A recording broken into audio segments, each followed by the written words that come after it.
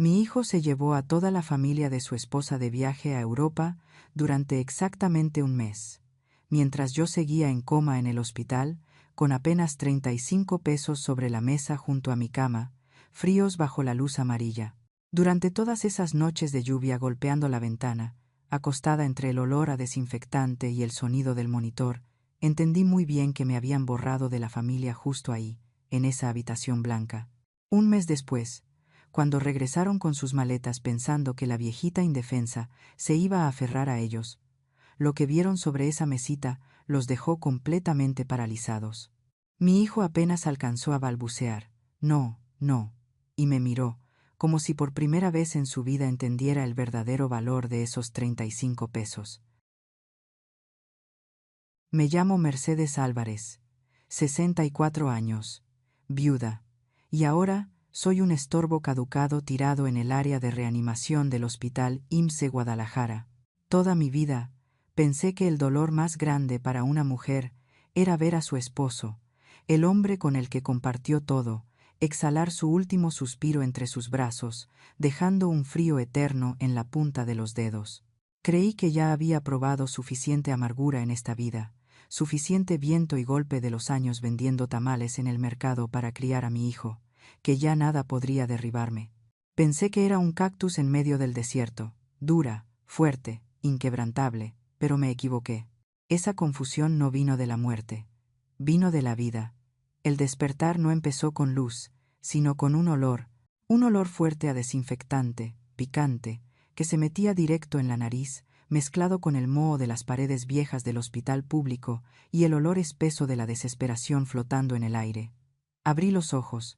Un dolor de cabeza como un martillazo me golpeó, pero no dolía tanto como la sequedad en la garganta. Luis. Mi voz salió como el gemido de un animal herido, débil, patética.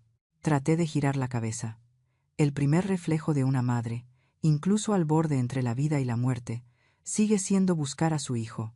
Esperaba un milagro simple, que Luis estuviera ahí, con la cabeza apoyada junto a la cama, su mano agarrando la mía, o que mi nuera, Pamela, aunque siempre ande refunfuñando, al menos estuviera sentada en esa silla de plástico azul, mirando su celular.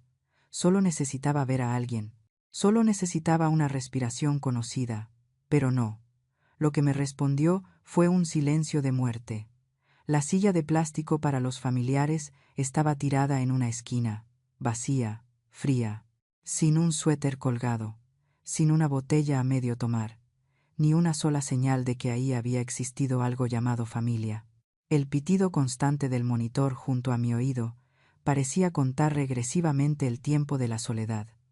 La luz blanca parpadeante del techo iluminaba con frialdad lo miserable que era mi situación en ese momento. Yo estaba ahí, tirada entre cables, sintiéndome como un cadáver sin enterrar. Se oyeron pasos. Me esforcé por incorporarme. Una esperanza se encendió, frágil como una velita en medio del viento. La puerta se abrió. No era Luis. Era una enfermera joven. El nombre en su gafete decía Ana Lucero. Entró, revisó los signos vitales con práctica, pero evitaba mirarme. Veía el suero, la máquina, el suelo, cualquier cosa, menos mis ojos suplicantes. ¿Mi hijo? Susurré. Cada palabra me drenaba la poca fuerza que me quedaba. ¿Dónde está? Se fue al baño. Oh, fue a comprarme un caldito. Ana se detuvo. Su mano que acomodaba el suero quedó suspendida en el aire. Un segundo. 2. El silencio en la habitación se volvió más pesado que el plomo. La joven enfermera apretó los labios, y en su mirada apareció esa lástima que uno solo le da a los perros abandonados al borde de la carretera. Detesto esa mirada. Presagia tragedia. Respiró hondo y dijo, con voz suave, pero con palabras que caían como piedras en mi pecho: Señora Mercedes, su familia se fue el mismo día que usted ingresó. Parpadeé. Mi cerebro no quería entender. ¿Se fueron? ¿A dónde? Si yo estoy aquí. Ellos dijeron. Ana dudó, jugueteando con el borde de su bata blanca, como si a ella misma le diera vergüenza repetir lo que esos miserables dijeron. Dijeron que tenían un viaje a Europa ya pagado que no podían cancelar. Los boletos de avión, el hotel, Todo ya estaba pagado. Dijeron que el IMSS y nosotras nos encargaríamos de usted, que el gobierno la cuidaría. La sangre se me heló. ¿A Europa? Mientras su madre está en una cama, al borde de la muerte por un derrame, recordé la cena de aquella noche, las risas de Pamela, hablando de la Torre Eiffel, la mirada esquiva de Luis, cuando le pregunté, «¿Mamá se queda sola en casa?» Resultó que no era un descuido momentáneo, era una elección. Entre la vida de su madre y las fotos brillantes de check-in en París, mi hijo eligió París. «No puede ser», susurré. Las lágrimas calientes empezaron a salir y rodaron por la almohada, saladas. «Luis me quiere mucho. Es mi único hijo». Ana suspiró. Un suspiro amargo. Se acercó a la pequeña mesa metálica opaca junto a mi cama. Sobre esa mesa no había flores. No había leche. No había ni una naranja ni una sopa. Solo una botella de agua gratuita del hospital, la más barata. Y junto a la botella, un billete. Un billete viejo y arrugado de 50 pesos. Y unas cuantas monedas frías. Antes de irse, su hijo dejó este billete de 50 pesos, dijo Ana, bajando la voz, como si temiera romperme el alma. Pero después regresó. Dijo que no tenía cambio para pagar el taxi al aeropuerto. Tenía miedo de perder el vuelo. Así que tomó de vuelta 15 pesos. Señaló las monedas sobre la mesa. Esto es lo que quedó, 35 pesos. Me quedé mirando fijamente el dinero. 35 pesos. La cabeza me daba vueltas. Los números bailaban frente a mis ojos, burlándose de mí. Crié a Luis levantándome todos los días a las 3 de la mañana, amasando para hacer tamales hasta que se me hincharon los 10 dedos. Vendí el terreno heredado de mis padres para que pudiera ir a la universidad, para que no tuviera que agachar la cabeza ante nadie. Hace apenas 2 semanas firmé el poder para que administrara la casa, creyendo que quería cuidarme, que quería responder por mi vejez. Y ahora, mi valor estaba tasado exactamente en 35 pesos. En esta ciudad tan cara como Guadalajara, 35 pesos no alcanzan ni para una orden de tacos baratos. No alcanzan para una pastilla para el dolor, ni siquiera para el ramo de flores más barato si me hubiera muerto anoche. Mi hijo, mi propia sangre, calculó cada moneda con su madre justo frente a la sala de urgencias. Le tuvo más miedo a que el taxista esperara que a no volver a ver a su madre jamás. Necesitaba esos 15 pesos para su viaje al paraíso europeo, y yo solo merecía 35 pesos para arrastrarme en este infierno en vida. Mis manos viejas y temblorosas empezaron a buscar a mi alrededor. ¿Teléfono? No había. ¿Ropa de cambio? No había. ¿Cartera? Tampoco. Solo tenía puesta una bata de hospital delgada, gastada, abierta por la espalda. Me habían quitado todos los medios de contacto. Estaba completamente aislada. Esto no fue una salida apresurada.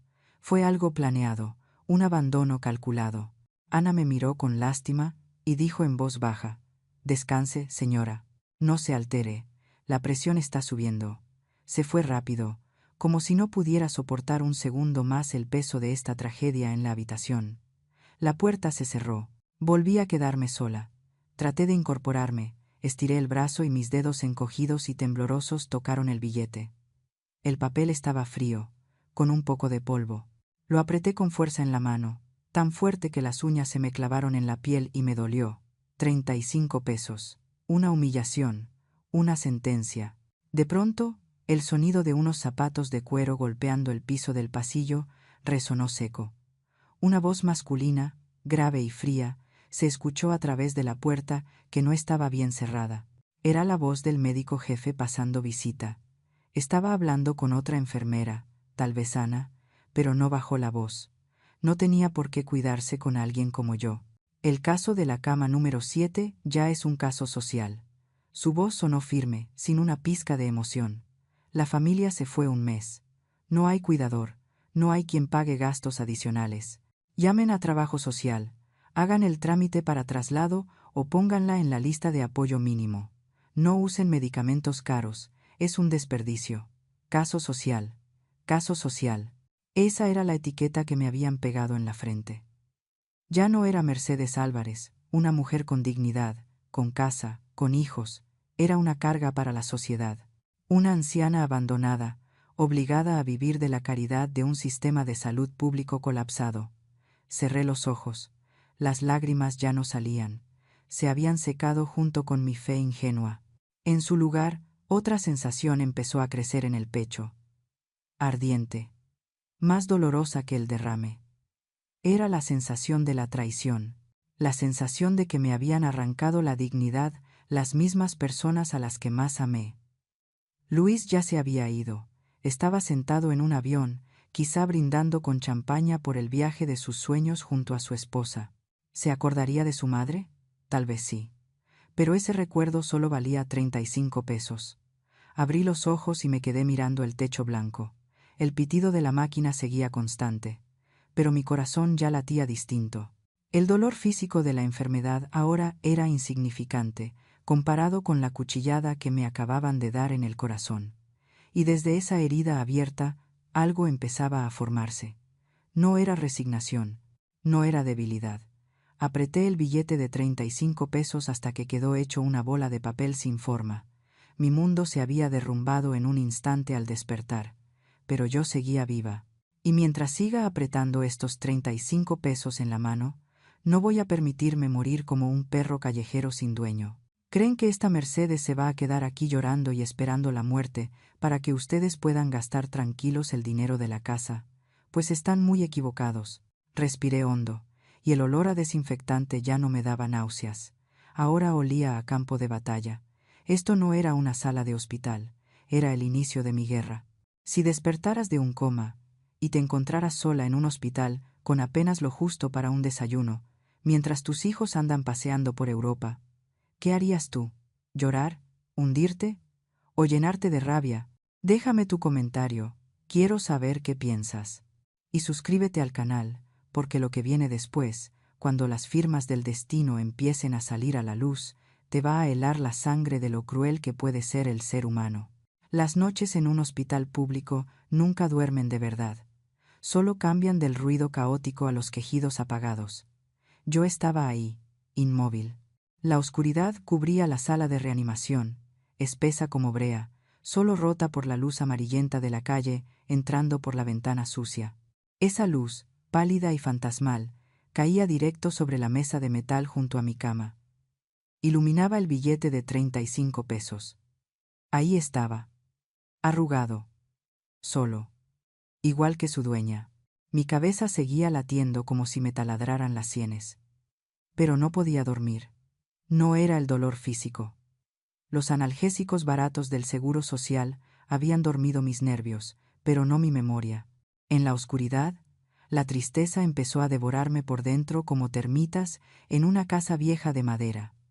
Cerré los ojos, pero la oscuridad en mi mente era peor que la de afuera. Los recuerdos volvieron, no como imágenes revueltas, sino como una película a cámara lenta. Cada cuadro me cortaba el alma. Me pregunté, ¿en qué fallé? ¿Cómo ese hijo que se colgaba de mi falda pidiendo dulces, ese niño que protegí en las noches de tormenta, terminó siendo el hombre que dejó a su madre por 35 pesos? Y entonces lo recordé. Esta trampa no se puso hoy. Empezó hace 2 semanas. Una trampa dulce, disfrazada, con olor a pan horneado. Fue una tarde soleada en mi antigua casa en Guadalajara. Una casa modesta, con las paredes despintadas, pero llena de recuerdos. Luis vino de visita. No vino con su esposa. Estaba solo. Su actitud era extrañamente amable. Trajo una bolsa de pan dulce, las conchas con azúcar que más me gustaban de la panadería famosa de la esquina. Mamá, te traje esto. Su voz era cálida, su sonrisa tierna. Yo, una vieja hambrienta de cariño, recibí esa bolsa de pan como si fuera un tesoro. Preparé café. Los dos nos sentamos en la sala. El ambiente era tan tranquilo que llegué a pensar que eso era la felicidad. Luis se sentó a mi lado, tomó mi mano, una mano arrugada, llena de venas verdes y manchas por tantos años de vida. Mamá, dijo, dudó un poco, y luego me apretó la mano con suavidad. Ya está grande. Ir al banco con este sol, encargarse de los papeles de la casa, los impuestos, todo eso es muy pesado. Sacó de su maletín una carpeta, hojas blancas. Tinta negra. Firme este poder notarial, mamá. Así yo me encargo de todo. Usted solo dedíquese a descansar, regar las plantas, ir a misa. Yo me hago cargo de lo difícil. Miré los papeles. Poder notarial. Poder total. ¿Qué pensé en ese momento? Me acordé de mi esposo. Él murió hace 5 años. Siempre me decía: Mercedes, el dinero se guarda para una misma. No confíes del todo, ni siquiera en los hijos. Pero cuando miré los ojos de Luis, solo vi a un hijo bueno. Vi su preocupación por mí. Me vi vieja, lenta, y creí que mi hijo quería protegerme. El amor me cegó. Una ceguera que mata. Pásame la pluma, dije. La voz me temblaba de emoción. Tomé la pluma. La tinta azul quedó marcada en el papel blanco. Mercedes Álvarez. Firmé mi nombre, una firma chueca de una mujer con poca escuela, pero llena de confianza absoluta. No sabía que en ese instante, cuando la punta de la pluma dejó el papel, acababa de firmar mi propia sentencia de muerte. Esa firma no era libertad, era una llave. La llave que Luis usaría para abrir la puerta y robarse todo: la casa, el patrimonio y hasta mi dignidad. Tomó el papel, lo dobló con cuidado. Recuerdo su mirada en ese momento. No me miraba a mí, miraba el papel, y su boca se levantó un poco en una esquina. Muy rápido. Si no ponías atención, pensarías que era una sonrisa de alivio. Pero ahora, al recordarlo, era la sonrisa de un cazador viendo caer a su presa. El recuerdo cambió de escena. Una semana antes de que me internaran. La cena en casa de Luis, en Ciudad de México. Un departamento elegante, frío, con olor a perfume caro. Yo estaba sentada en una esquina de la mesa larguísima. Alrededor estaban Pamela, mi nuera, Luis y los papás de ella. El ambiente era ruidoso, animado, pero yo me sentía invisible, como un fantasma al margen de su celebración. Hablaban del Eurotrip, un viaje por Europa que duraría un mes. París está hermoso en esta época, dijo la mamá de Pamela, levantando su copa de vino tinto. Tienen que tomarse muchas fotos en la Torre Eiffel, hija. Sí, mamá, ya tengo la lista de tiendas a las que vamos a ir. Gucci, Louis Vuitton. Tengo que comprar la bolsa del modelo más nuevo, dijo Pamela emocionada, con los ojos brillando. Hablaban de Roma, de Venecia, de boletos de avión en clase ejecutiva, de hoteles 5 estrellas. Luis estaba ahí, asintiendo con la cabeza. Se reía con cada chiste sin gracia de su suegro. Le servía vino a su suegra. Era un corderito obediente en esa familia. Yo me quedé callada, masticando en silencio un pedazo de carne de res duro, sin atreverme a hacer ruido. Sentí un nudo en el pecho. Bajé el tenedor, reuní valor y pregunté en voz baja: «Entonces, cuando se vayan, ¿me voy a quedar sola en casa?» Toda la mesa se quedó en silencio. El sonido de los cubiertos contra los platos de porcelana se detuvo. Pamela dejó su tenedor, me miró. Su mirada era fría, afilada como una navaja, sin esconder su molestia. «Usted se puede cuidar sola», dijo Pamela, con tono seco. «El refri está lleno. Pan, huevos, leche. Ahí tiene que comer». Bajé la cabeza. Solo me preocupa que, si pasa algo... «Ay, por favor, ¿otra vez con eso?», interrumpió Pamela, subiendo la voz con tono venenoso. «¿Puede dejar de hacerse la víctima? Los boletos están carísimos. Ya usamos todos nuestros ahorros en los pasajes de mis papás», dijo señalando con la barbilla a sus padres, «y no alcanzó para el suyo». Miré a Luis. Esperaba que dijera algo, que me defendiera, o por lo menos que me mirara con lástima. Pero Luis bajó la cabeza hacia su plato.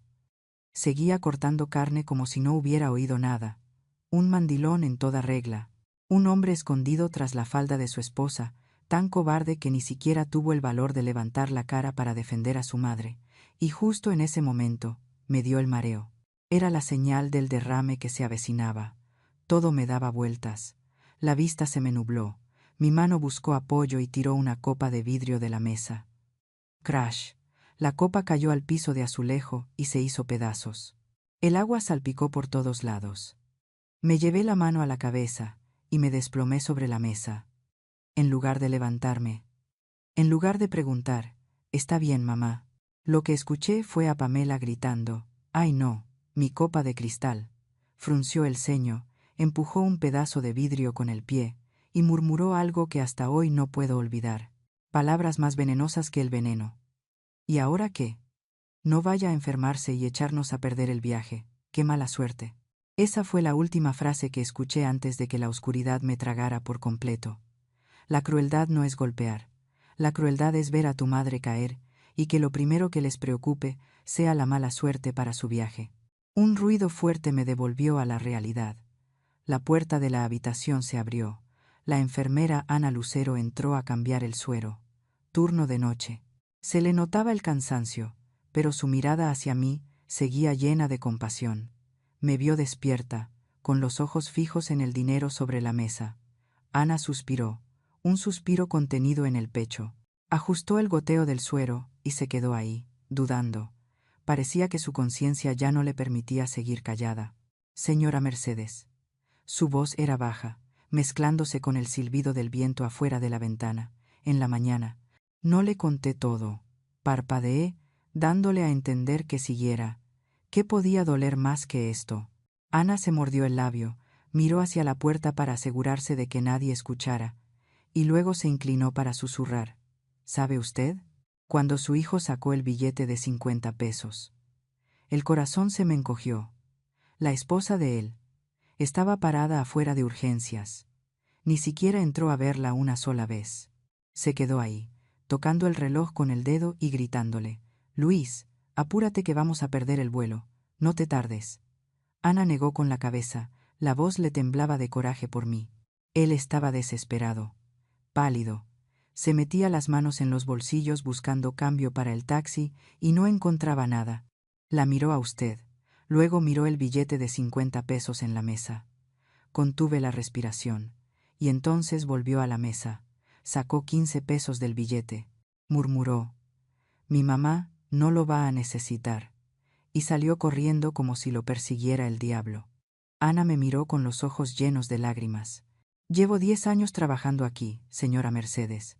He visto de todo, pero nunca había visto a alguien calcular hasta el último peso con su propia madre en coma. Le tuvo más miedo a perder el vuelo a París que a perder a su madre. Le tuvo más miedo a que su esposa se enojara que a su propia conciencia». Ana se quedó en silencio. La habitación quedó en silencio. Solo el viento golpeando la ventana, sonando como un llanto. Sentí claramente cómo mi corazón se hacía pedazos. Ya no era dolor, era vacío, un vacío helado. Luis, mi hijo, por quien sacrifiqué toda mi juventud, pasando hambre y privaciones para sacarlo adelante. El hijo en el que acababa de confiarle toda mi vida y todo lo que tenía. Resulta que, para él, yo solo era un estorbo que se interponía en su viaje de placer. La cobardía de Luis se transformó en crueldad bajo el mando de Pamela, y mi firma, esa firma en el poder notarial, fue la navaja que yo misma les entregué para que cortaran mi propia vida. Miré los 35 pesos. Ahora lo entendía. No era dinero para gastar, era dinero sobrante. Sobrante del taxi, sobrante de la piedad, sobrante de una vida entera. Me quedé quieta. Pero dentro de mí, la madre dulce y resignada había muerto. De las cenizas del dolor estaba naciendo algo nuevo, frío y afilado. Resulta que, para mi hijo, el viaje con la familia de su esposa valía más que la vida de su madre, y este billete de 35 pesos era la prueba irrefutable de ese desprecio. Me engañaron, me engañó el amor de madre. Pero la historia no termina aquí. Lo que viene, nadie se lo espera. Si esta historia tocó tu corazón, suscríbete para ver cómo termina. Y cuéntanos en los comentarios desde dónde nos estás viendo. Queremos saber hasta dónde llegan nuestras historias. El martes por la mañana en el hospital IMSS no empezó con cantos de pájaros. Empezó con el chirrido de un carrito metálico recorriendo el pasillo. El sol en Guadalajara ya estaba alto, intenso, brutal. Esa luz despiadada atravesaba los vidrios sucios e iluminaba de lleno el cuarto número 7. No traía calidez. Solo dejaba ver más claramente las manchas en las paredes, los pedazos de techo pelado y la miseria del lugar. La luz hacía más evidente el vacío de la habitación y la soledad en la que me encontraba. La puerta se abrió. No era Ana, era una mujer desconocida. Llevaba uniforme gris, una credencial con el nombre, Marisol, Trabajo Social. Su aspecto era serio, pelo recogido en un chongo, lentes de armazón negro. Sostenía una libreta gruesa, con las orillas del papel ya gastadas, pero su mirada no era tan fría como su cargo. En el fondo de sus ojos había compasión, pero también el cansancio de quien ha visto demasiadas tragedias familiares. Buenos días, señora Mercedes. Marisol arrastró una silla de plástico y se sentó. El asiento chilló con un ruido seco. Vengo del área de trabajo social. Necesitamos completar su expediente. El hospital debe contactar al tutor legal para firmar papeles relacionados con su rehabilitación post-derrame. Asentí con la cabeza. Tenía la garganta seca como piedra. Tiene el número de su hijo. Le dicté el número. Cada dígito salía de mi boca como un pedazo roto. Marisol sacó su celular. Puso altavoz. Lo colocó sobre la mesa de metal, justo al lado de los 35 pesos. Sonó el teléfono. Tuut, tuut, tuut. Una vez. 2 veces. 3 veces. Cada tono era un latido de esperanza que se apagaba de inmediato. Nadie contestó.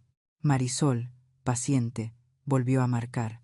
Esta vez, la voz automática e indiferente de la operadora se escuchó, fría como un balde de agua helada en la cara. El número que usted marcó no está disponible o se encuentra fuera del área de servicio. Marisol frunció el ceño. Me miró y luego revisó el expediente. ¿Tiene algún otro número? ¿El de su esposa? ¿O algún familiar de ella? Le di el número de Pamela. Esta vez, el teléfono solo sonó medio tono. Tú. Y se cortó. Ocupado. Ella había bloqueado números desconocidos, o simplemente estaba demasiado ocupada, disfrutando su vida como para que la molestaran llamadas desde ese país pobre del que acababa de escapar. Marisol suspiró. Cerró el teléfono. El golpe seco resonó sobre la mesa de metal. Sacó la pluma y escribió en el expediente una línea clara y cruel. Familia se niega a mantener contacto. Esa frase cayó como una sentencia. Cerró de golpe la última puerta de esperanza. Confirmó que yo no había sido olvidada. Había sido abandonada. A propósito, sin titubeos. Marisol me miró con pena. Vamos a intentar comunicarnos más tarde. Pero señora Mercedes, prepárese. Sin un tutor legal, el tratamiento va a estar muy limitado. Se fue. Me dejó sola con el silencio y el vacío en el estómago. 12 del día, hora de la comida. Una enfermera en prácticas empujó el carrito y dejó la charola sobre mi mesa sin decir una palabra. Miré la comida. Un plato de sopa aguada, fría, con unos cuantos pedazos de verdura marchita flotando, una gelatina roja, insípida, temblando como burlándose de mi debilidad, y 2 rebanadas de pan seco, duro como piedra. Esa era la comida estándar del seguro médico para los considerados sin hogar. Mi estómago se retorcía. Hambre. Un vacío brutal. El hambre de una anciana después de una enfermedad grave da miedo. Me hacía temblar las manos. Me nublaba la mente. Miré los 35 pesos. Ahí seguían. Ese dinero. Afuera, ¿qué podría comprar? Un pozole calientito, con maíz y carne de puerco. No alcanza. Una torta ahogada bien picante, típica de Guadalajara. No alcanza. Aunque sea un atole caliente para calmar el estómago, apenas. 35 pesos. No solo era pobreza, era humillación. Mi hijo había hecho sus cuentas. Dejó lo justo para que no muriera de sed si compraba agua, pero no lo suficiente para que pudiera vivir como una persona. Tomé la cuchara. Me temblaban las manos. Llevé una cucharada de sopa a la boca. Sabor a nada. Fría. Las lágrimas me salieron solas. Cayeron directo al plato. Tragué esa sopa mezclada con lágrimas. La sal del llanto tenía más sabor que la comida. La tristeza del alma, sumada a la miseria física, me desgarraba por dentro. Yo soy Mercedes Álvarez. Yo cocinaba mole para toda la familia. Crié a mi hijo con los mejores platillos que podía. Y ahora tenía que tragar esta agua sucia solo para sobrevivir. La puerta se abrió otra vez. Era Ana Lucero. Volvía en su descanso. No traía medicinas. No traía expedientes. Solo su celular. Su rostro estaba tenso. En sus ojos había rabia contenida. Caminó rápido hacia mi cama, respirando agitada. Señora Mercedes. Su voz era firme. Sé que esto le va a doler, mucho. Pero usted necesita saber. Necesita saber a dónde se está yendo su dinero. Necesita saber por qué no contestan el teléfono. Dejé la cuchara. ¿Qué pasa, Ana? Ana no respondió. Encendió la pantalla del celular, abrió Instagram. Escribió en el buscador un nombre que yo conocía muy bien. Pamela, Queen. Cuenta pública, para presumir. Mire esto. Ana acercó la pantalla del celular a mis ojos. El mundo brillante de las redes apareció de golpe, contrastando brutalmente con el gris de esta habitación de hospital. La primera foto. París. La Torre Eiffel, al fondo bajo un cielo azul intenso. Toda la familia de Pamela estaba ahí. Pamela, sus padres, su hermana, y Luis. Todos sonriendo a carcajadas, dientes blancos, sonrisas de satisfacción. Luis llevaba puesta una chaqueta de cuero café oscuro. El corazón se me apretó. Esa chaqueta fue el regalo de cumpleaños que le compré el año pasado. Me privé del desayuno durante 3 meses, ahorrando cada peso de la venta de pan para dársela, porque me dijo que le gustaba el estilo europeo. Ahora, llevaba puesto mi amor, para servir a la familia de su esposa. Ana deslizó a la segunda foto. Una cena elegante en Roma, la mesa llena de platos caros, cerveza alemana en tarros gigantes, salchichas brillosas, platos de pasta carbonara rebosando de queso. Miré mi sopa aguada frente a mí. Una sola comida de esa foto valía más que todo un mes de mi pensión. Más que 1000 platos de esta sopa que me obligaba a tragar. Ana pasó a la tercera imagen. Pamela parada frente a una tienda Louis Vuitton. Cargaba varias bolsas color naranja. El pie de foto me golpeó como una bofetada. Un premio para mí después de tanto aguantar. Por fin respiro libertad. Adiós drama familiar. Eurotrip, libertad, no más tóxicos. ¿Drama familiar? Empecé a temblar. ¿El drama del que hablaba era mi existencia? ¿Era que me enfermé? ¿Que necesitaba cuidados? ¿Yo era la tóxica? Miré de nuevo la cara de Luis en la foto. Sonreía feliz, abrazando a Pamela por la cintura, usando mi dinero, dinero de la venta del terreno, dinero que ahorré, mi fondo de retiro. Usaba la sangre y las lágrimas de su madre para brindar con champán con los suegros, para comprarle bolsos de lujo a su esposa. Sentí que me faltaba el aire. No era solo abandono, me estaban devorando viva. Eran parásitos. Me chuparon hasta la última gota de sangre, y cuando el cuerpo ya no les servía, volaron en busca de su tierra prometida, dejando atrás este cadáver seco, esperando la muerte.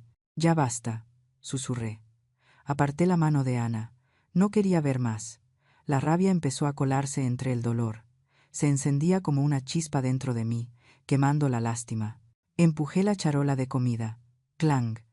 La cuchara cayó sobre la mesa metálica. Un ruido agudo pero firme. No podía seguir tragando esto. No iba a comer estas sobras con la humillación atragantada. Miré a Ana. Ya no tenía los ojos nublados por las lágrimas. Gracias, Ana.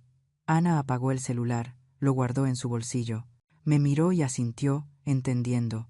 Perdón por mostrarle eso, pero no podía con la hipocresía de ellos. No, hiciste bien, dije, con la voz ronca pero firme. Tenía que verlo, para no seguir viviendo engañada. Afuera empezó a llover. Las gotas gruesas golpeaban los vidrios con fuerza. El cielo estaba tan gris como mi alma. Apreté con fuerza la sábana.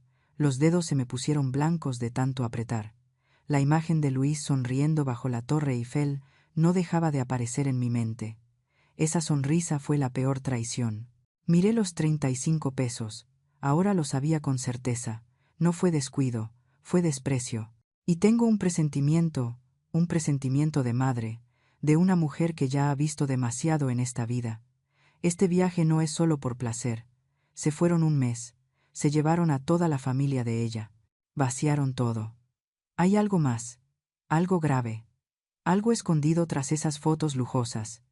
Y yo tengo que descubrirlo. Antes de que sea demasiado tarde. Ellos se comen un filete en París con mi pensión, mientras yo me trago las lágrimas junto con una gelatina fría en el hospital. Me llaman drama, carga. Esta injusticia me asfixia, pero siento que esto no es lo peor. Algo mucho más oscuro me está esperando. Si esto te indigna tanto como a mí, deja un emoji de enojo en los comentarios. Tarde.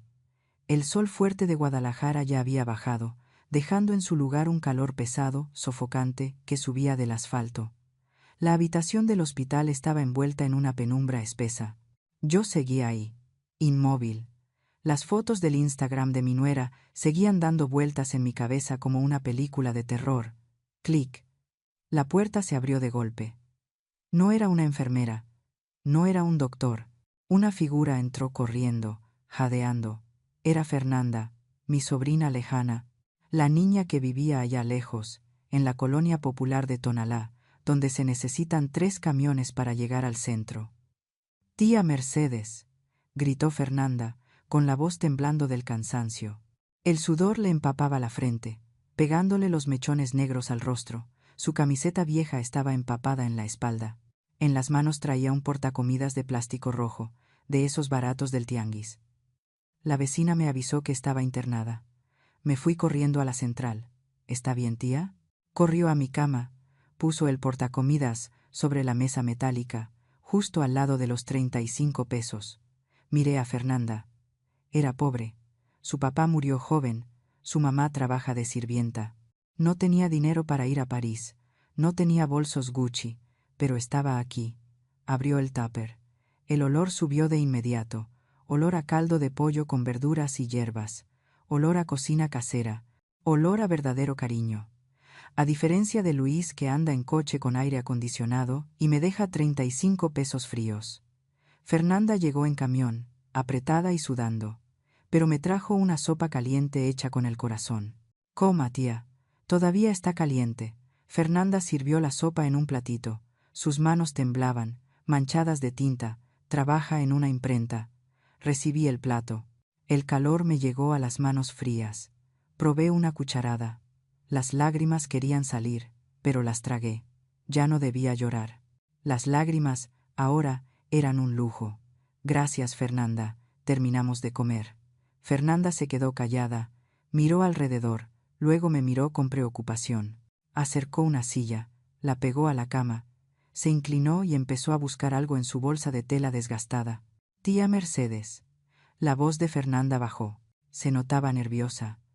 Cuando me enteré que estaba en el hospital, pasé por su casa para recogerle algo de ropa, pero sacó un montón de sobres. Estaban arrugados. Vi que el buzón estaba a punto de reventar, lleno de cartas, y uno tenía un sello rojo del banco. Me asusté y me lo traje. Puso el montón de cartas sobre la mesa. Sentí un golpe en el pecho. Un sello rojo. Banco. Estiré la mano y tomé el sobre que estaba encima.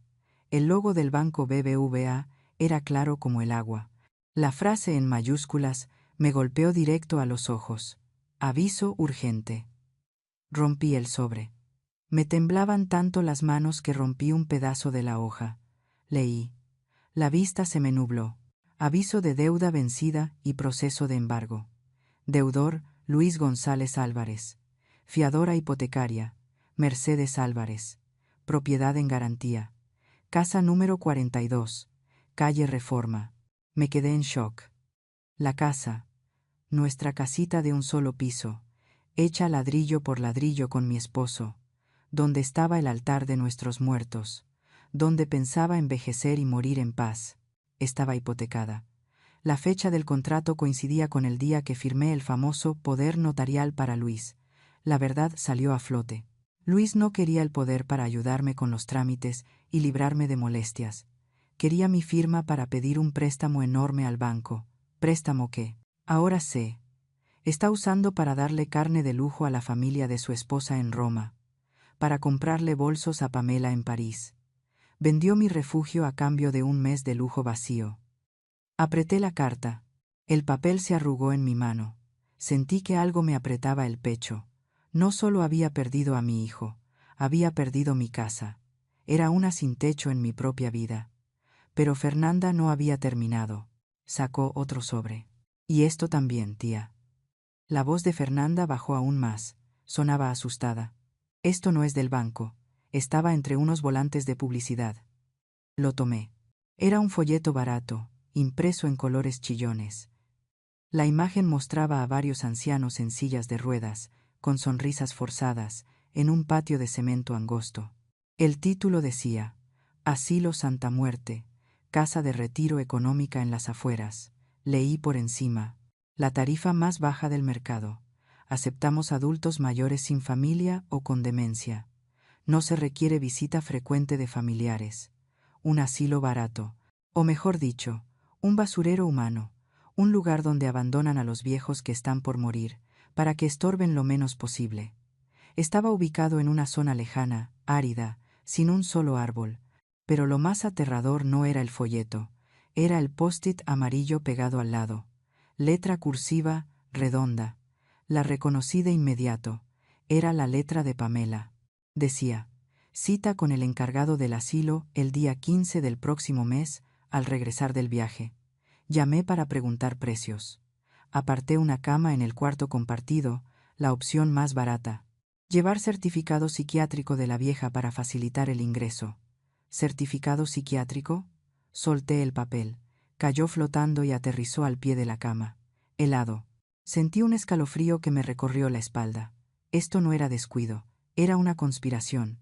No solo planeaban vender la casa, planeaban encerrarme en un psiquiátrico barato para quitarse toda responsabilidad y quedarse con todo. Un plan perfecto. Luis hipoteca la casa, usa el dinero para el viaje. Al volver, el banco embarga.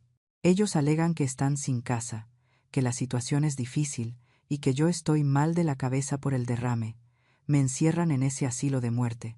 Y ellos usan lo que queda del dinero para comprarse un departamento elegante y vivir como reyes, sin la carga que soy yo. Miré a Fernanda. Estaba llorando. Tía, sollozaba Fernanda, con la cara sucia cubierta de lágrimas. La verdad yo sabía. La miré fijamente. ¿Sabías qué? El otro día, antes de que se fueran, pasé a dejarle unas botanas en vinagre que hice para que Luis llevara en el viaje. Me quedé afuera y escuché. Fernanda se limpió las lágrimas, la voz le temblaba al contar. Pamela estaba hablando por teléfono con su mamá. Tenía el altavoz encendido. El recuerdo, contado por Fernanda, era tan claro como cruel. Pamela se reía a carcajadas. Mamá, tranquila. En cuanto regresemos de Europa, la metemos directo al asilo. Ese lugar es baratísimo. Está bien lejos del centro. Nadie se va a enterar. Vendemos esa casa vieja de Guadalajara y con eso alcanza para un departamento de lujo en Polanco, así vivimos todos cerquita. Ella ya está chiflada. Firmó el poder notarial. No se da cuenta de nada. Si pregunta, le decimos que el banco se la quitó. ¿Qué puede hacer? Fernanda se arrodilló junto a mi cama. Me tomó la mano.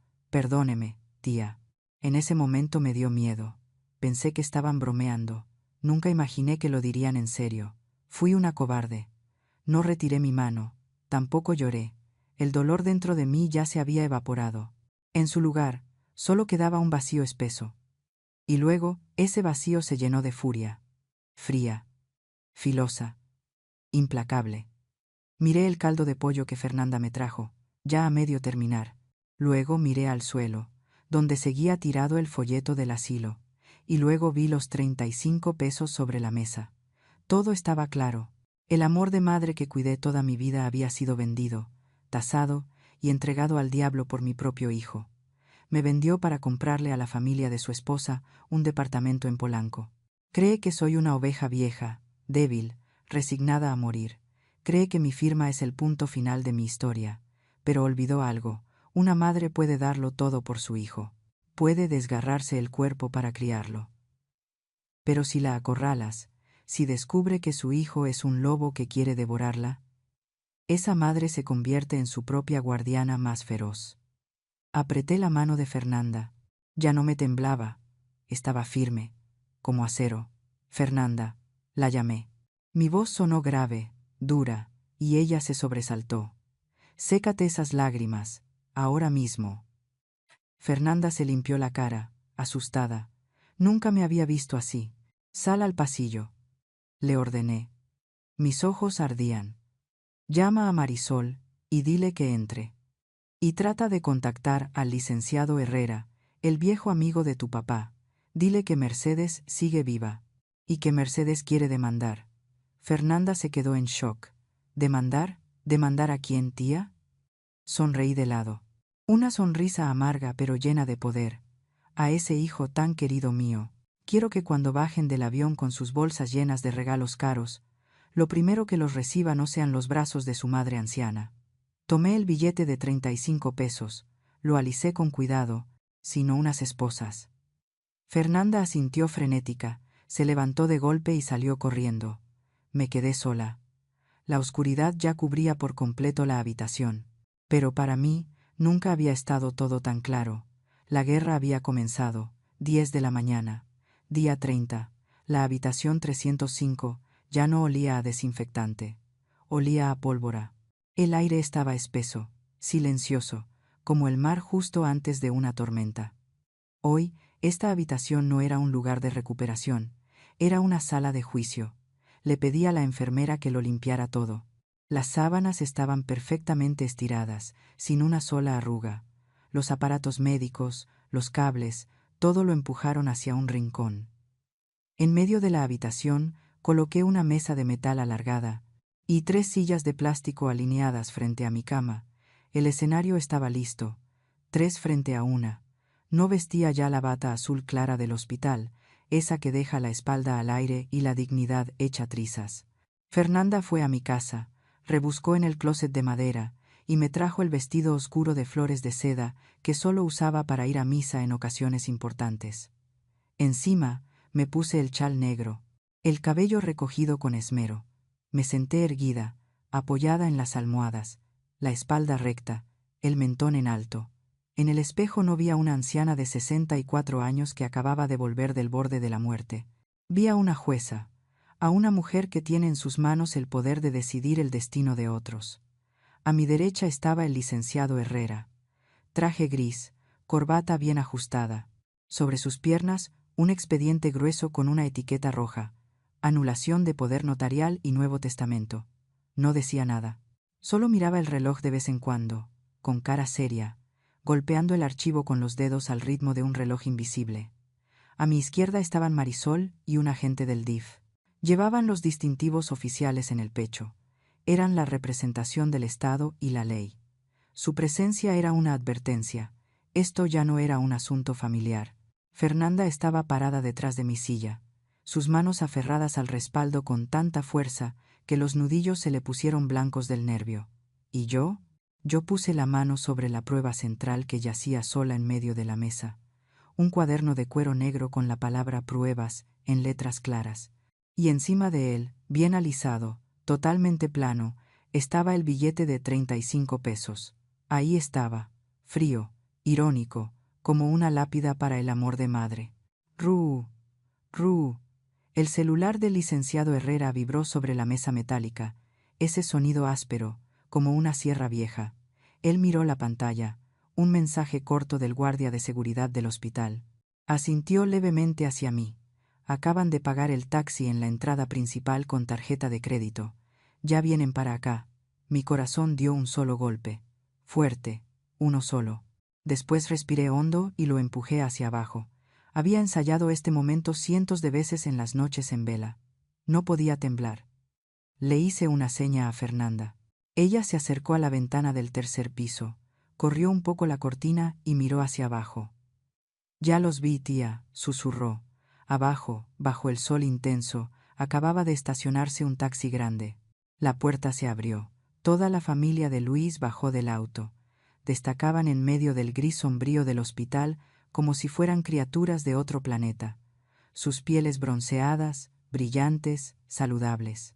Ropa moderna, colorida.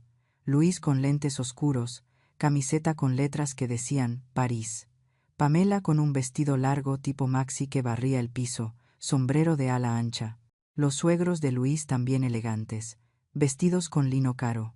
Alrededor de ellos, un montón de maletas de todos tamaños, las maletas llenas de estampas de aeropuertos internacionales. Reían, hablaban fuerte, llevaban bolsas duty free infladas, tal vez con tequila caro, perfumes franceses o chocolates belgas. Parecían recién llegados del paraíso, felices, satisfechos. No tenían ni idea de que estaban entrando directo al infierno. Cac, cac, cac. El sonido de las ruedas de las maletas, arrastrándose por el piso del pasillo, se acercaba.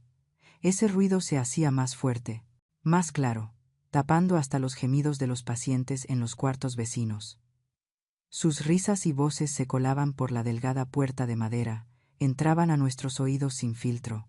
«Ay, no manches». La voz de Pamela sonó aguda y venenosa.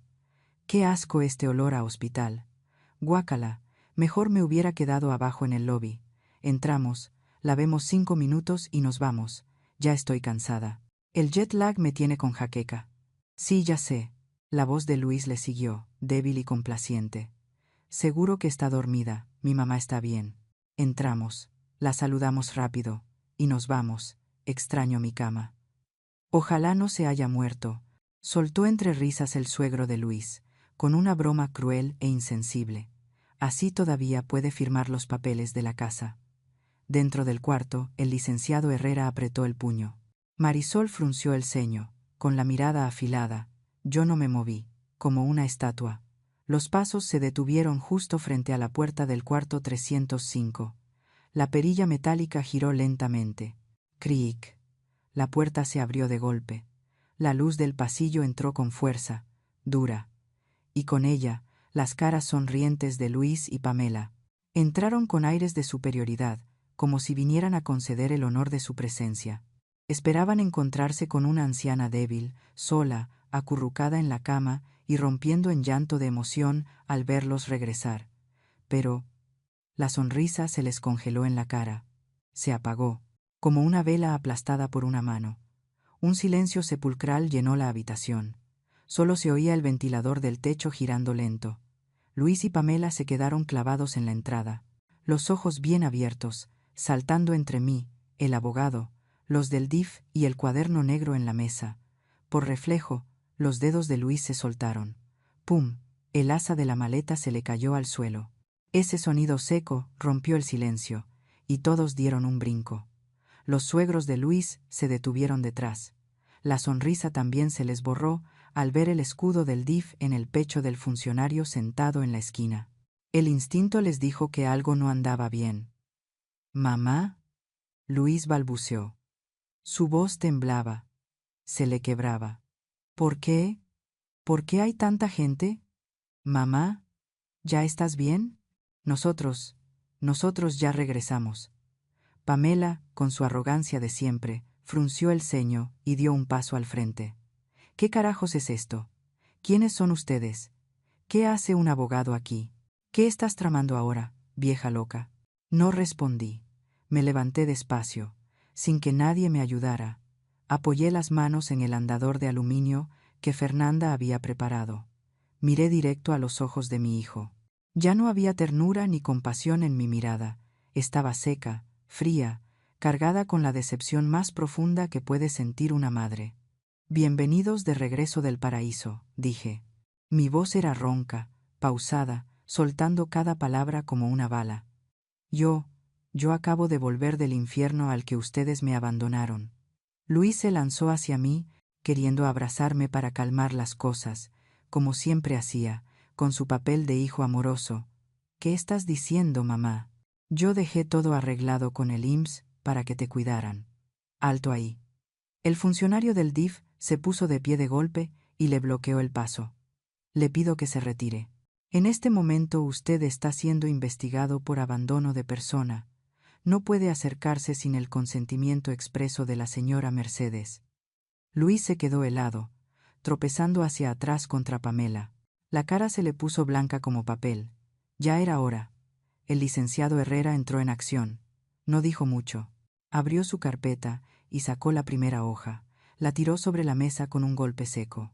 «Primer golpe», dijo con frialdad. «Señor Luis, ¿usted cree que puede vender la casa de la señora Mercedes la próxima semana? ¡Qué pena! Empujó el papel hacia Luis. El poder legal fue revocado de manera oficial 3 días después de que usted se fue. La operación hipotecaria que usted inició con el banco BBVA ha sido congelada por sospecha de fraude. La casa sigue siendo propiedad de la señora Mercedes. Luis se quedó boquiabierto. Miraba el papel, luego a Pamela. Herrera sacó otro documento. Segundo golpe, Nuevo Testamento. Notariado esta misma mañana. Leyó en voz alta, con firmeza. Todos los bienes serán donados a la fundación de la parroquia, y un 20% para la señorita Fernanda. El señor Luis González y la señora Pamela quedan completamente excluidos de la herencia por conducta gravemente ingrata. Un grito desgarrador rompió el silencio.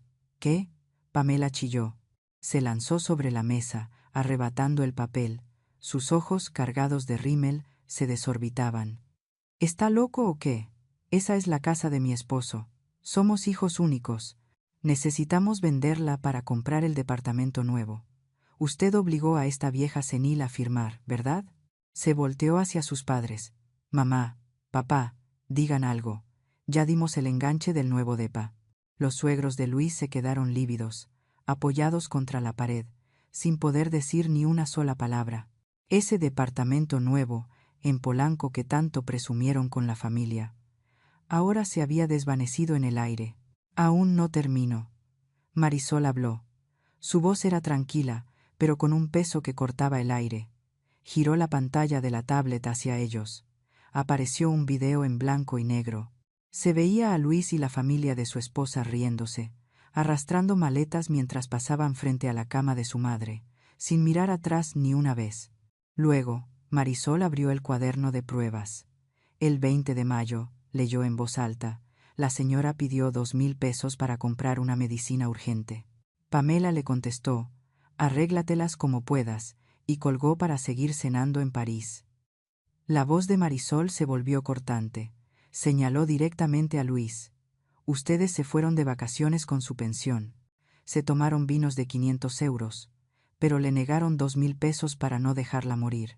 En México, eso es delito penal. Los vamos a llevar a juicio. Luis empezó a temblar.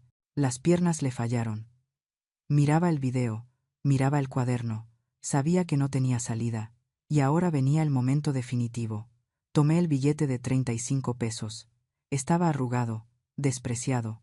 Apoyándome en el andador, caminé despacio hacia Luis, el sonido del aluminio golpeando el piso, tac, tac, tac, retumbaba como martillazos. Luis se encogió, bajó la cabeza, sin atreverse a verme a los ojos. Las lágrimas empezaron a rodar por su rostro quemado de sol. Lágrimas de miedo, lágrimas de vergüenza. Me paré justo frente a él. El olor del perfume caro que traía me dio náuseas. Metí el billete de 35 pesos en el bolsillo del pecho de su playera de marca, que decía París. Le di 2 palmadas. Toc, toc. Tómalo, Luis, dije. No grité, solo susurré. Ese fue el precio que le pusiste a tu madre, 35 pesos. Lo miré directamente a los ojos. Te lo devuelvo. Ese es el valor que tienes para mí ahora mismo. No vales ni un centavo más. Úsalo para comprarte algo que te calme el orgullo. Luis se desplomó, se abrazó a mis piernas, llorando como un niño al que acaban de regañar. Mamá, perdóname, yo no quería, me obligaron, pero yo me aparté. Retiré mis piernas de esos brazos sucios. Pamela, al darse cuenta de que ya no quedaba ni la casa ni el dinero, dejó salir a la fiera que llevaba dentro. ¡Pum! Se volteó y le soltó una cachetada brutal a Luis. El golpe retumbó en toda la sala del hospital. Inútil, gritó Pamela, arañándole la cara con furia. ¿No que ya estaba todo arreglado? ¿No que la vieja esa ya estaba chocheando? Ahora no tenemos nada. ¿Quieres que mis papás terminen en la calle o qué? Estafador. Cállate. Luis le gritó de vuelta y la empujó con tanta fuerza que Pamela cayó al suelo. Empezaron a pelearse, a gritarse, a culparse entre ellos ahí mismo, en medio del cuarto, la ropa elegante toda desordenada, las maletas tiradas por el piso, una escena patética, grotesca, repugnante. Me di la vuelta, Miré por la ventana, las lágrimas cayeron, pero esta vez no sabían a sal, se sentían livianas, eran lágrimas de alivio. Me había extirpado el tumor llamado afecto ciego, que me había carcomido tantos años. Ver a mi hijo arrodillado y a mi nuera gritando por haber perdido todo, no me dio alegría. Solo me dio paz. Se hizo justicia, pero el precio fue la ruptura definitiva de una familia. Perdieron la casa, el dinero, y se perdieron entre ellos. Pero la historia no termina aquí. ¿A dónde irá Luis ahora que fue rechazado por su madre y su esposa? ¿Se va a redimir o se va a hundir más? El precio del arrepentimiento tardío. Cuando la sociedad castiga al hijo desagradecido. Estacionamiento del hospital IMSS, 11 de la mañana. El sol cae a plomo, el asfalto hierve, borrando con vapor las siluetas de los que discuten al lado de un taxi. La puerta automática del hospital se cierra detrás de ellos, dejando atrás el aire fresco del clima artificial. Luis, Pamela y los papás de ella son devueltos al calor infernal de la realidad. Amor, Pamela. Luis corre tras ella, agarrando la orilla de su vestido largo. El sudor le escurre por la frente, disolviendo el poco maquillaje que tenía, dejando al descubierto su rostro pálido y patético. Tranquila, por favor, escúchame. Podemos quedarnos en casa de tus papás unos días. Yo voy a ver cómo le hacemos. Voy a demandar a esa vieja. Seguro la obligaron a firmar. Pamela se detuvo, se giró de golpe. ¡Zas! Le arrancó el vestido de la mano. La mirada que le lanzó ya no tenía amor, solo asco, rechazo, como si viera una bolsa de basura tirada en su camino. ¿A mi casa? Pamela escupió las palabras. Su voz era tan filosa que partía el aire caliente. ¿Quién crees que eres? ¿Todavía crees que eres director? ¿Todavía te sientes heredero? Ella se acercó y le clavó el dedo con uñas pintadas de rojo brillante en el pecho a Luis. Sin casa, sin dinero, endeudado hasta el cuello por todas las tarjetas que usaste en Europa. Y ahora hasta tienes una demanda con el DIF. Eres una carga, Luis, una carga apestosa. Pero, todo lo hice por ti, gritó Luis, desesperado. ¿Por mí? Pamela soltó una risa sarcástica. Lo hiciste porque eres un idiota, porque no supiste ponerle un alto a tu mamá. No me metas en tu desastre. El suegro de Luis, el mismo que antes le palmeaba el hombro agradecido por los vuelos en primera clase, ahora cerró el maletero del taxi con frialdad. Tiró la maleta de Luis al suelo. ¡Pum! Arréglatelas solo, dijo sin siquiera mirarlo. En esta familia no aceptamos delincuentes. No nos busques más. Nuestro abogado de divorcio te va a contactar. Todos se subieron al taxi. El carro arrancó, dejando una nube negra de humo en la cara de Luis. Se quedó ahí, solo. En medio del estacionamiento, se tocó el bolsillo del pecho. Sus dedos rozaron el papel arrugado. El billete de 35 pesos.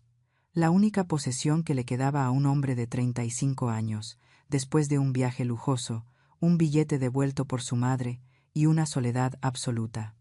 La noticia corrió como fuego.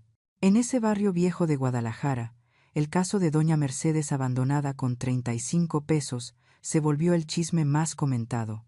Un familiar de un paciente en la cama de al lado había grabado todo el pleito en la sala del hospital y lo subió a redes sociales. Luis fue condenado por la opinión pública. Quemado, a donde fuera, recibía miradas de desprecio, murmullos a sus espaldas. Mira, ese es el que se fue a Europa y dejó a su mamá sin comer. Con esa cara tan decente y un corazón tan podrido. Sus excompañeros del trabajo, al que pidió permiso sin sueldo para irse de viaje, leyado marido trabajo, mandaron mensajes pidiéndole que no regresara. Tenían miedo de que afectara la imagen de la empresa. Los amigos de parranda desaparecieron, y lo peor fueron los acreedores. El banco empezó a perseguirlo por la deuda enorme del viaje. Sin la casa de su mamá como garantía, Luis se quedó sin salida. Probó en carne propia lo que me hizo vivir a mí, ser abandonado, estar solo, sin nadie.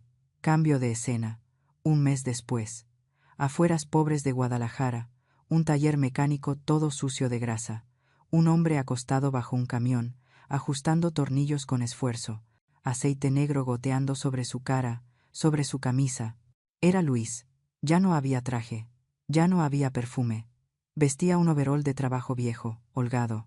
Las manos que antes solo sabían firmar papeles de deuda y sostener copas de vino, ahora estaban ásperas, agrietadas, negras de grasa. Hora del almuerzo. Luis se sentó en la banqueta ardiente. En la mano tenía un taco de canasta, el más barato, vendido en la calle. Le dio una mordida. El picor agresivo de la salsa barata le subió hasta la nariz. Masticaba y lloraba al mismo tiempo. Las lágrimas se mezclaban con el aceite en su cara, dejando manchas irregulares. Recordó las cenas en París. Recordó cuando yo me moría de hambre comiendo pan duro en el hospital. Ahora, cuando de verdad tenía hambre, cuando de verdad era despreciado por todos, lo entendió. El hambre no da tanto miedo como la soledad. El arrepentimiento ya no era una frase para pedir dinero. Era un dolor físico. Le carcomía el pecho cada noche, en el cuarto húmedo lleno de cucarachas y ratas. Sacó el billete de 35 pesos. No lo gastó. A pesar del hambre, lo había plastificado. Lo guardaba como un amuleto, o mejor dicho, como una maldición que le recordaba su culpa. Mientras tanto, en Tonalá, yo regaba las plantas frente a la casa de Fernanda. Una casa pequeña, sencilla, pero llena de sol y de risas de los niños huérfanos que Fernanda cuidaba para ayudar a los vecinos. Ya había salido del hospital. Mi salud se recuperó de forma casi milagrosa gracias a la paz interior. Marisol vino de visita con una orden judicial. El juez ya emitió la resolución, señora Mercedes. Me entregó el documento. Luis está obligado a tomar un curso obligatorio de ética por 6 meses. Y lo más importante, el tribunal ordena retener el 30% de su ingreso mensual para el Fondo de Protección a Adultos Mayores. Miré la cifra. El 30% del sueldo de un ayudante de taller no era casi nada. Yo no necesitaba ese dinero, pero asentí. Que pague, para que aprenda el precio de la responsabilidad, para que sepa lo difícil que es ganarse cada peso limpiamente. Cayó la noche. Fernanda me pasó un teléfono viejo. Tía, otra vez te escribió. Encendí el teléfono. Cada noche, Luis escribía. Ya no eran esos mensajes secos, egoístas, de antes. 23. Luis, mamá. Hoy me machuqué la mano arreglando un camión. Se me levantó la uña, me sangró. Me duele mucho, mamá. Me acordé de cuando era niño y me caí de la bici, tú me soplabas la herida y me ponías mertiolate. Perdón. 23:15. Luis, perdí todo. Y ahora sé que tú eras la única que me quería sin condiciones. Pamela metió la solicitud de divorcio. Me dijo que soy demasiado pobre. Me lo merezco, ¿verdad, mamá? Leí todo. Cada palabra. Se me salieron las lágrimas y empaparon la almohada. Decirle que viniera, que le haría una sopita caliente, pero me detuve, apagué el teléfono, saqué mi cuaderno de pruebas, fui a la última página, escribí con letra temblorosa, Día. Ya conoce el dolor, pero aún no lo suficiente como para limpiar su alma. Voy a esperar un poco más. Tengo que ser fuerte. Por él. No respondí. Mi silencio, esta vez, era la lección más grande que podía darle. 6 meses después. Nochebuena. El ambiente festivo llenaba las calles pobres de Tonalá, estallaban cohetes. El olor dulce del ponche salía por las ventanas. La casa de Fernanda estaba más cálida que nunca. Decoramos un arbolito de plástico viejito. No había regalos caros debajo, solo calcetas de lana y dulces para los niños. Yo estaba en la cocina, envolviendo los últimos tamales en hojas de plátano. Fernanda revolvía una enorme olla de pozole hirviendo. Paz. Algo que 6 meses atrás, tirada en una cama de hospital con 35 pesos, ni me atrevía a soñar. Pero aún tenía un huequito en el pecho. A veces miraba por la ventana, hacia el camino de tierra oscuro, vacío. El corazón de una madre, por más golpeado que esté, siempre guarda un rincón para su hijo. Aunque se haya convertido en un monstruo, sigue siendo su hijo. Toc, toc, toc. Golpes en la puerta. Muy suaves, dóciles, dudosos. No eran los golpes duros de un cobrador ni los gritos groseros de Luis como antes. Fernanda dejó de revolver el pozole. Me miró. Voy yo. Abrió la puerta. Entró una ráfaga de aire frío. Fernanda se quedó quieta un momento. Luego regresó y dijo bajito: «Tía, es Luis». Dejé el tamal que tenía en la mano. Respiré hondo. Me acomodé el rebozo en los hombros. «Déjalo pasar». La puerta se abrió por completo. Luis entró.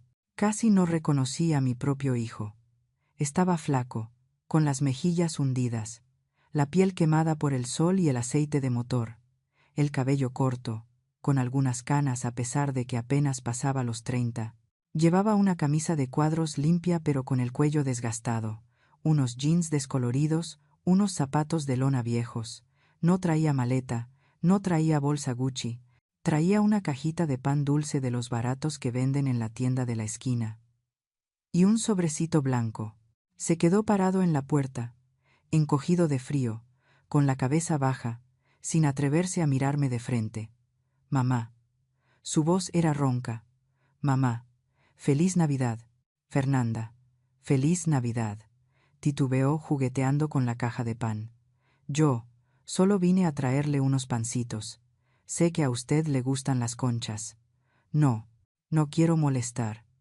El ambiente en la casa se puso serio. Luis se acercó despacito a la mesa, dejó la caja de pan. Luego empujó el sobrecito hacia mí. Sus manos eran ásperas, llenas de callos, las uñas aún con rastros de grasa, a pesar de haberlas lavado bien. Eran manos de trabajador. «Este es el dinero que gané haciendo horas extras este mes», dijo Luis con la voz temblorosa, a punto de quebrarse. «El patrón me adelantó el aguinaldo». «No, no es mucho. No alcanza para recuperar la casa que perdí, pero quiero comprarle vitaminas, de las buenas. Ya no quiero que venda sus anillos». Tomé el sobre. Era liviano, pero para mí pesaba 1 tonelada. Miré a los ojos de mi hijo. Ya no tenían ese brillo altanero de antes.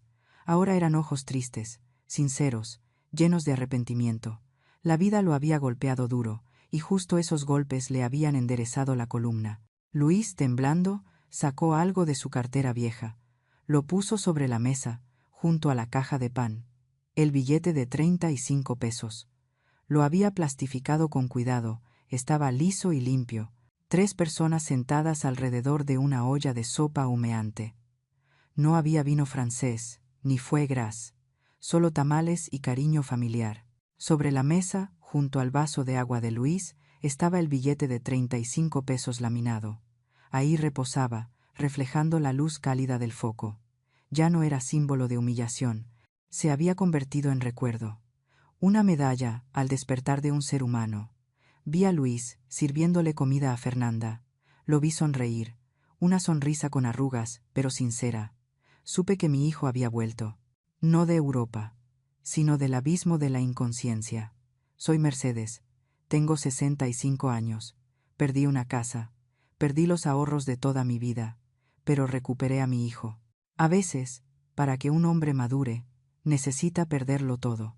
Y a veces, el castigo más duro de una madre es el acto de amor más grande para salvarle la vida a su hijo. La historia que acabas de escuchar es ficticia, pero el frío de la sala del hospital, el billete arrugado sobre la mesa de metal y el dolor profundo en el corazón de doña Mercedes tocan algo muy real, que no todas las historias de venganza buscan destruir. Hay historias de venganza escritas con paciencia, con un despertar después del engaño, y con la decisión de enseñarle a un hijo descarriado la lección más dura sobre el valor de la familia. Mercedes no es una heroína, es solo una madre común, que vendió su último anillo de recuerdo para salvarse la vida, que se tragó las lágrimas frente a las fotos lujosas de su nuera, que fue abandonada por su único hijo en la línea entre la vida y la muerte, con apenas 35 pesos miserables. Pero en lugar de convertir el dolor en resignación, lo convirtió en una balanza de justicia, no con gritos, sino con un cuaderno de pruebas. No con golpes, sino con el acto de quitarle la protección para que su hijo aprendiera a ser hombre por sí solo. Ella no pidió la muerte de nadie, solo pidió que se le devolviera la dignidad, y cuando lo logró, quienes se burlaron de su dolor tuvieron que arrodillarse ante la verdad desnuda, porque no hay poder más grande que la firmeza de una madre que ya conoció el límite final de su tolerancia. Contamos esta historia no para alimentar el rencor, sino para recordarte algo. Hay heridas que no se borran, pero pueden volverse escudo para proteger tu dignidad. Hay dolores que no llegan para destruirte, sino para enseñarte que amarte no es egoísmo, sino la base del respeto. Y hay madres que, incluso después de ser traicionadas hasta el fondo, eligen perdonar. No porque sean débiles, sino porque entienden que perdonar estableciendo límites es la única forma real de salvar a una familia. Si alguna vez te dejaron solo en tu enfermedad, si alguna vez te pusieron precio como si fueras una carga, si tuviste que callarte ante lo injusto, recuerda, la mejor venganza no es verlos caer, sino vivir con tanta libertad y dignidad que ya no puedan hacerte daño. Y si en tu corazón aún queda un poco de fe, comparte esta historia, porque tal vez, en algún lugar, hay una madre sola en una cama de hospital que necesita escuchar que en las historias de venganza, la verdadera victoria no es hacer llorar a alguien, sino tener el valor de soltarlo y recibirlo de nuevo, cuando haya aprendido a caminar solo. Cuando apagues este video, quédate con esto. No todas las batallas se ganan con victorias. Algunas se ganan con el simple hecho de conservar tu dignidad. Deja un mensaje para esas madres, esas mujeres que están aprendiendo a levantarse después del dolor, en los comentarios, y no olvides suscribirte a Historias con Calma. Aquí, cada historia es una vela que ilumina los rincones oscuros del alma, que nos recuerda que incluso de las cenizas de la traición pueden hacer la luz del entendimiento y la compasión. Gracias por acompañarme, desde la habitación fría con 35 pesos hasta esta cena de Navidad llena de calor. Nunca midas el amor familiar con dinero, porque el precio que pagarás puede ser mucho más alto de lo que imaginas. Si esta historia te hizo ver algo sobre tu propia familia, compártela. Te deseo una Navidad en paz. Al final del video, te invito a ver otras 2 historias de venganza, donde personas lastimadas por su propia sangre aprendieron a levantarse, no para vengarse a ciegas, sino para vivir con más libertad y más paz. Porque a veces, solo cuando el corazón ha sido roto, entendemos cuál es el verdadero poder de soltar y sanar.